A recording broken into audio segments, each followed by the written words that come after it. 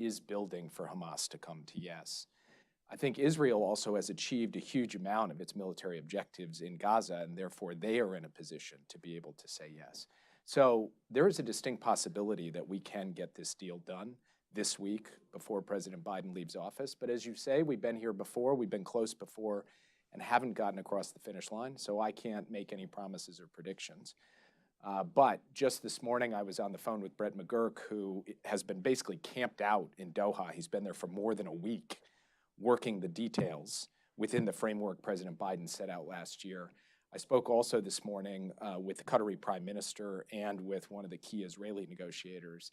And there is a general sense that this is moving in the right direction. The question now over the next short while is, can Hamas get to yes? Can we get to a final agreement? And then can we begin implementing in the coming days? It's there for the taking. So the question is now, can we all collectively seize the moment and make this happen?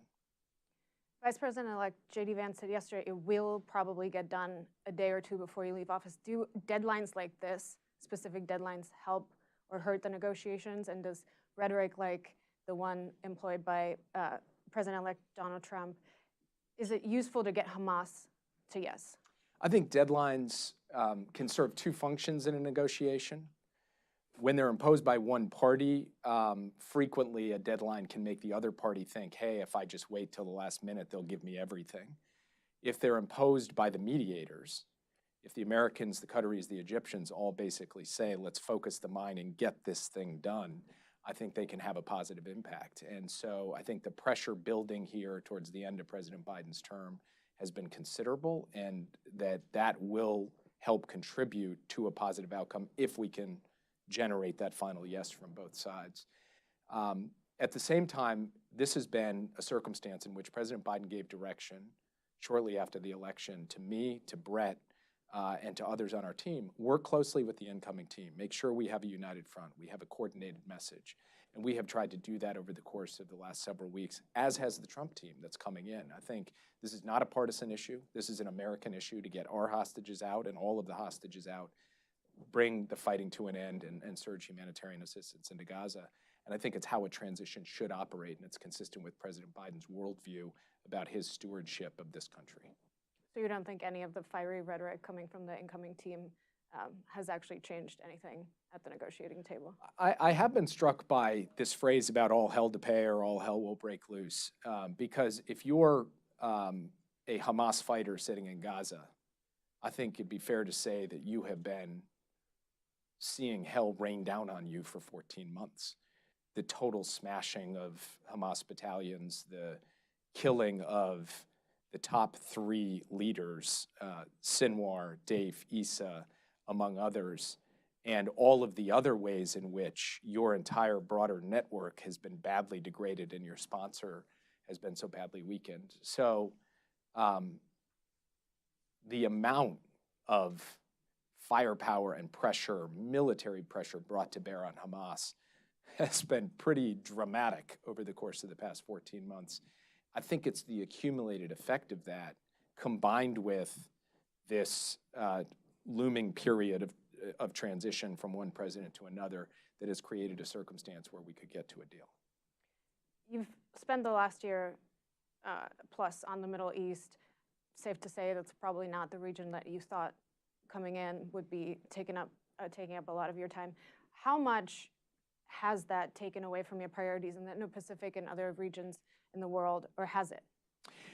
Look, I really think one of the things history will look back on in the Biden administration and see quite clearly is that even as we've dealt with two substantial geopolitical crises, Russia's invasion of Ukraine and the outbreak of this conflict in the Middle East, beginning with Hamas's brutal massacre of Israelis on October 7th, that through all of that, we have never even for a second taken our eye off the ball with the long-term competition with China.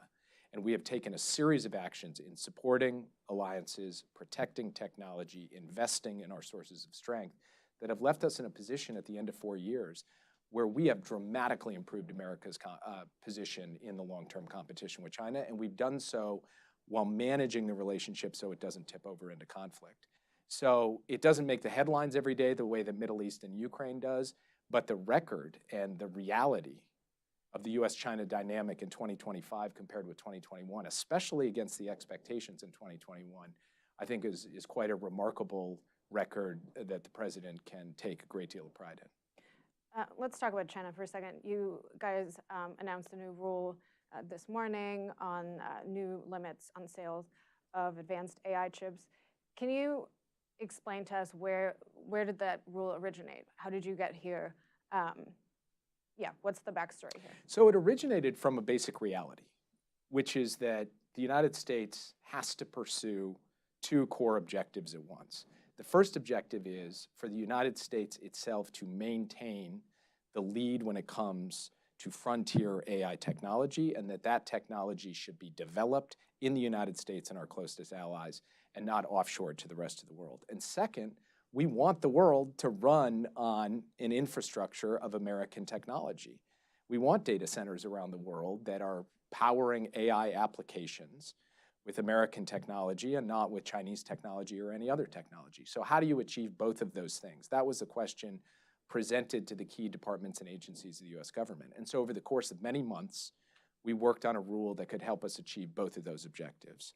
On the one hand, ensuring there were protections around the highest end compute capability, so we were building that out in America and our very closest allies. And on the other hand, making sure that we had predictable and clear rules for the export of high-end computing capability so that other countries could reap the benefits of American technology without it getting diverted to our competitors and adversaries. That's the rule that we produced. And it really stems from, I think, one of the most critical national security imperatives of the next generation, which is how we make AI work for us rather than against us. And America maintaining the lead in AI, as opposed to ceding it to China, is going to be decisive in making sure that it works for us. When we came into office in 2021, there were a lot of people who said, it's going to be China, not the US, who leads the world in AI. We are in the lead today.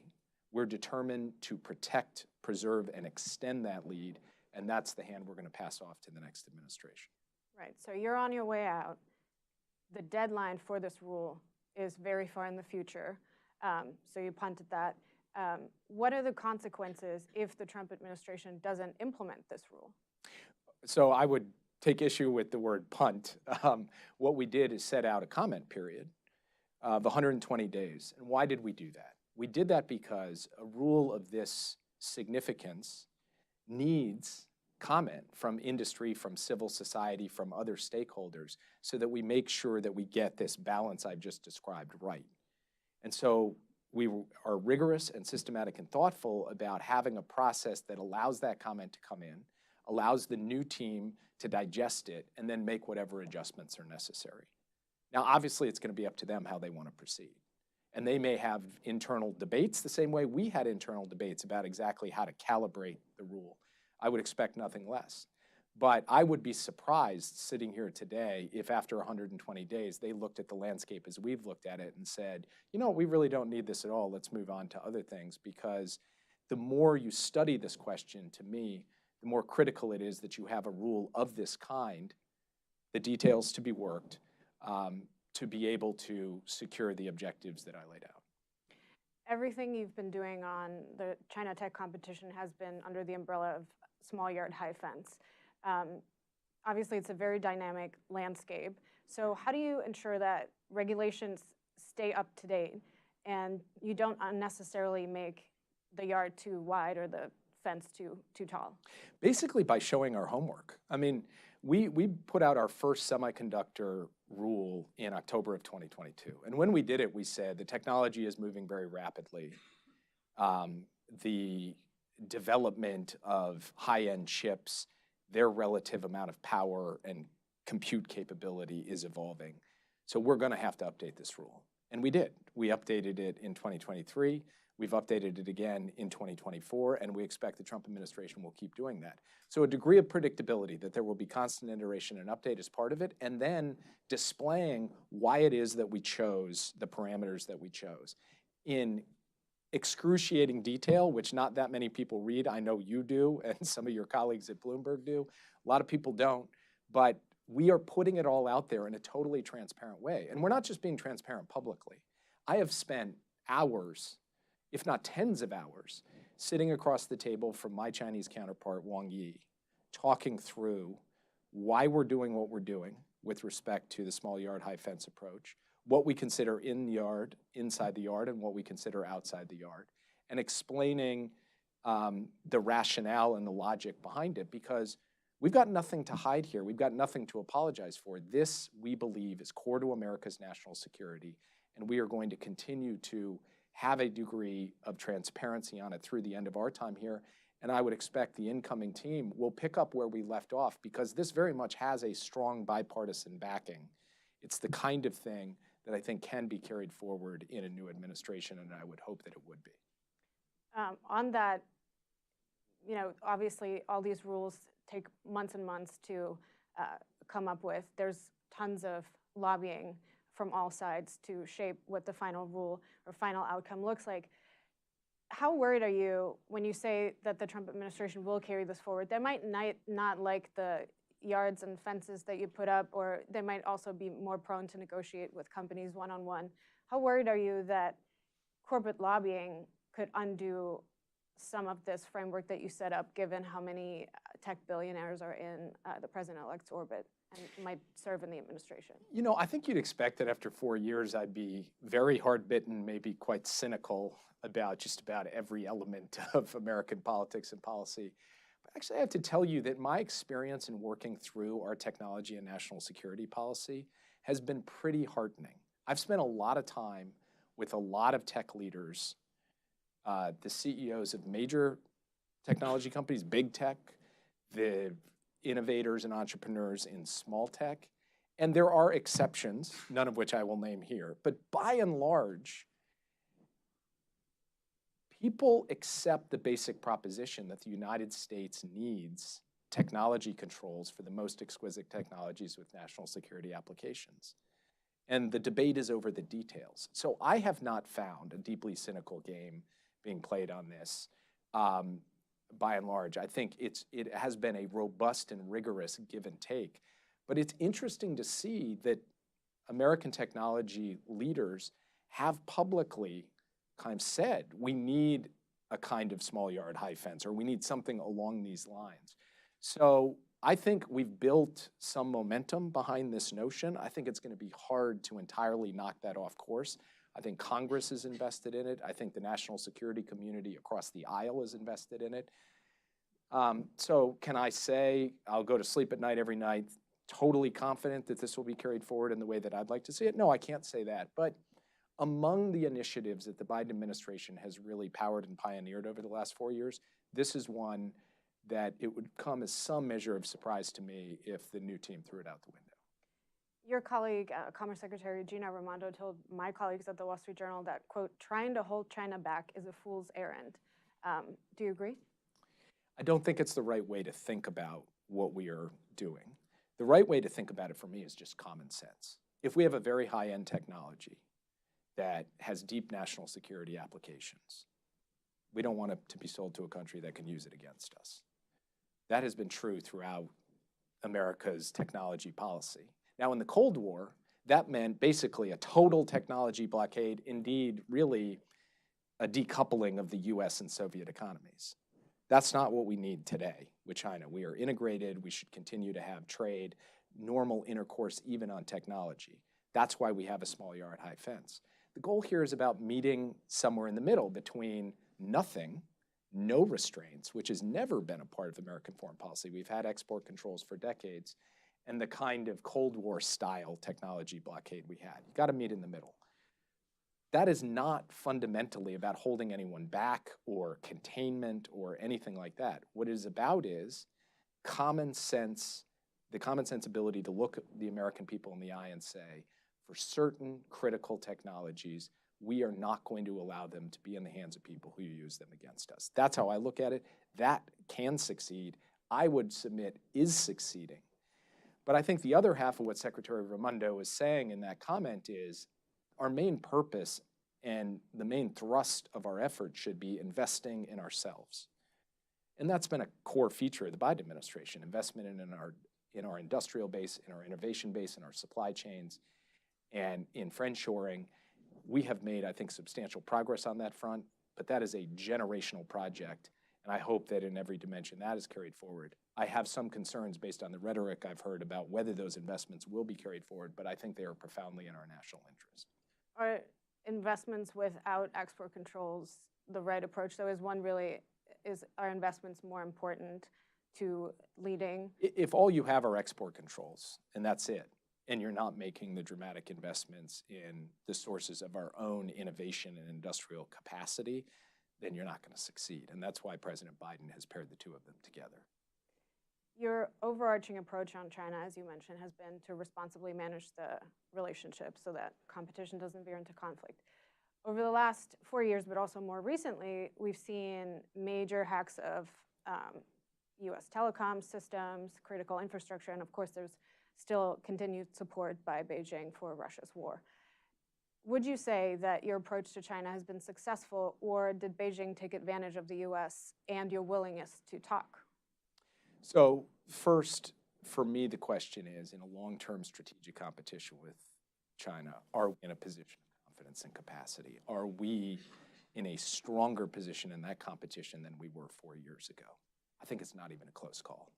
The United States is in such a stronger position today than we were 4 years ago, and that is a mark of unalloyed success in the relationship. But then there's a second thing is, are we careening towards war with China? I think the last thing the American people want is a massive war with a nuclear armed power. And we have also succeeded, even as we have strengthened our position in the competition, in stabilizing the relationship, managing it so that it isn't tipping over into conflict. I think that is also an unalloyed success. When we came into office 4 years ago, the common prediction was that China's economy was inevitably, ineluctably going to surpass the American economy, maybe as soon as 2030. Now, there's a genuine debate about whether it will ever happen. When we came into office, people said it's going to be China, not the US, who leads the world in AI. That's not the case today, and we should work to ensure it isn't the case. When we came into office, we did not have this strong, robust network of alliances and partnerships in the Indo-Pacific that we have now built, which allows us to have much stronger deterrence in that part of the world. Again, another success. China is hacking the United States. They were doing so in previous administrations. They're doing so today. And some of these recent hacks, the Salt Typhoon hack, are dramatic in their scope and scale, and we take them deadly seriously. There's the espionage part of that, like Salt Typhoon, and then there's the potential that China would actually use cyber means to physically disrupt or destroy critical infrastructure in the United States. And we've sent a clear message to China's leaders that if they did that, if they actually took a physically destructive cyber attack in the United States, that there would be severe consequences. I'm not going to go into the details of those conversations, but they have been consistent and sustained over time, and we're going to have to continue to deter China from doing that because we have seen them setting up or positioning to be able to do that in the future, and it's something the new team will have to continue to work on deterring. Let's move to the EU. Over the last 4 years, you spent a lot of time trying to negotiate with them on some trade-related issues like a global steel arrangement, something on large civil aircraft. None of these came to fruition. All have been now punted because the deadlines were long to the new administration, which is not you guys. Do you think the EU missed an opportunity to work with you guys on China trade, given they're going to come in and have a much more adversarial counterpart in 2 weeks? Well, I think to answer your question, we have to start from the beginning of the Biden administration. Just a few weeks before we took office, Europe and China signed a massive trade deal, a comprehensive agreement on investment. That was right at the end of the Trump administration. And to me, that was a mark of not paying attention to the EU and working with them on a common approach to China. Today, that comprehensive agreement on investment is on the shelf. It is not in force. In fact, what the European Union has done is moved into a much more convergent position with us when it comes to China's economic abuses. You saw that in how We came together with the G7 to describe a common economic approach. You saw that in living color with the imposition of tariffs on Chinese electric vehicles just a few months ago. Now, it is the case that we have our own pretty limited trade issues with the EU that we've tried to manage. On civil aircraft, we actually took a big step forward with the Boeing Airbus settlement. On steel and aluminum, we have continued these tariff rate quotas, but have not come up with the comprehensive agreement we should have. Do I think there was a missed opportunity there? I do. Do I think that's entirely on the EU? I mean, that's two parties trying to come to agreement. We didn't quite get there. I think as we look forward, that's something we should drive towards. The single biggest thing, though, that I think the US and Europe need to work together on in the next 4 years is a high standards critical minerals marketplace so that we are not dependent on China and giving them the capacity to choke off critical minerals that are important to our national security. And that's something that I have made the case to the incoming administration to really work on. We took some modest steps in that direction, but I think we have a long way to go to be secure in our supply chains on critical minerals. And I would like to see the next team build on the work that we began. Without going into details of your conversation with your successor, do you think they're susceptible to working with the EU? We obviously know the rhetoric from the president-elect who has some strong feelings about the European Union. Do you think that there is? Look, I think that there is a kind of a inescapable logic to the fact that on critical issues relative to the competition with China, especially the economic and technology competition, that having a common strategy with the key market economies of the world just puts us in a much stronger position to deal effectively with China. And I think we didn't see as much of that play out in the first Trump administration, but I think that the experience of the last 8 years, by the way, including COVID and what it meant for our supply chains, has had an impact of the thinking on both sides of the aisle about the centrality of working with allies and partners on supply chain resilience. And so I think there will be more opportunities to work with the EU in the coming years than maybe there were in the first term. But of course, I can't predict exactly how they're going to rack and stack their priorities. One person that's obviously loomed large over the 2024 elections and will also do so in the incoming administration is Elon Musk. There's been a lot of reporting that the White House's failure to invite him to a 2021 EV summit is what contributed to his shift against the Democratic Party. Obviously worked very hard to get Donald Trump elected. Looking back and knowing what you know now, was it a mistake to exclude him from some of these White House initiatives, given he's trying to get far-right leaders elected all over Europe? Look, I'm not going to speak to another person's motives, and since motive is kind of at the heart of that question, it's difficult for me to respond to it, and also difficult for me to look back to an EV summit in 2021 and who should or shouldn't be invited.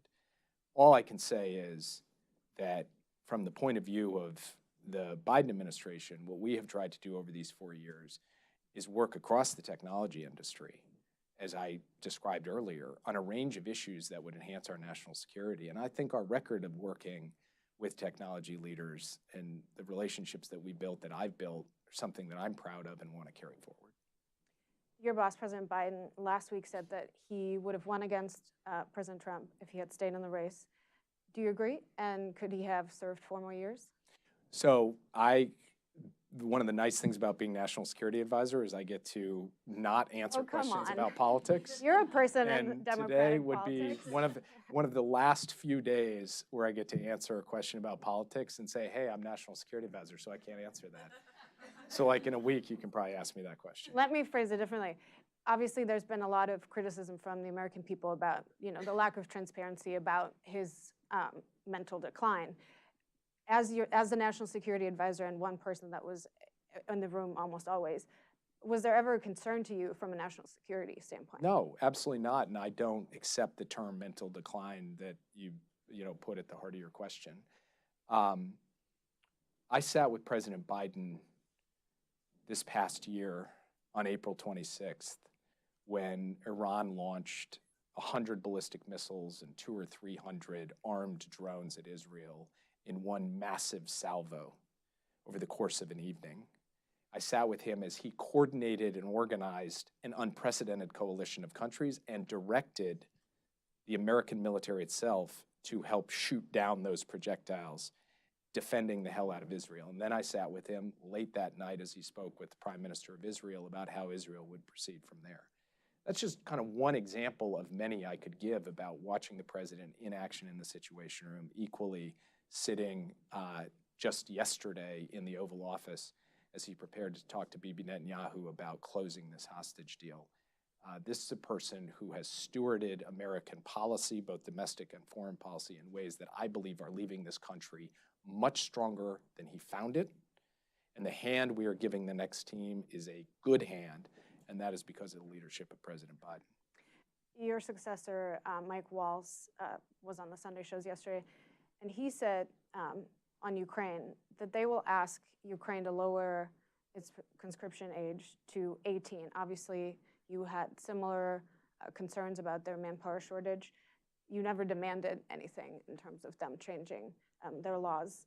Why not? And do you think this pressure coming from the incoming administration is going to make as the landscape changes mind on this now? Well, first of all, they did change their law. Their conscription age, not to 18, as of a year ago, was 27.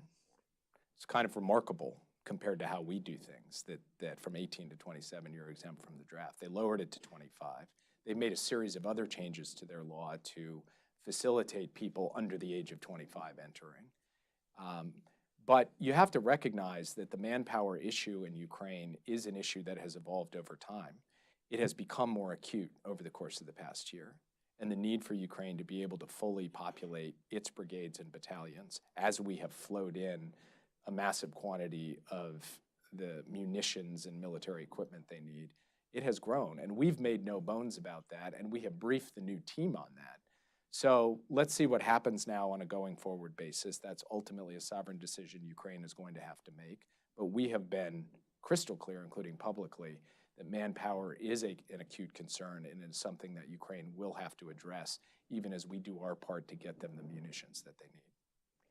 Of all the things that the incoming president has promised to do in the foreign policy and national security space, what makes you the most nervous or keeps you up at night? That's a good question. You know, having watched the president, the incoming president, in his first term, I guess what I would say is we don't know how rhetoric on the campaign trail or rhetoric in a transition will translate into reality of policy.